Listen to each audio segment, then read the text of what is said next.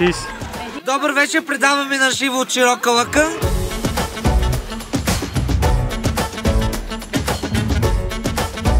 И много ми се щеше да го направя тук, за да доведа целия свят в България. Широка лъка was the perfect place to go.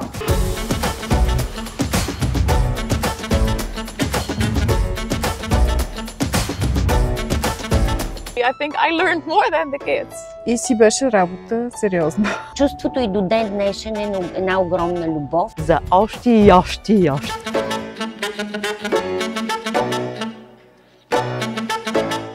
Тази вечер ще играят артисти срещу деца. My name is John Braxton.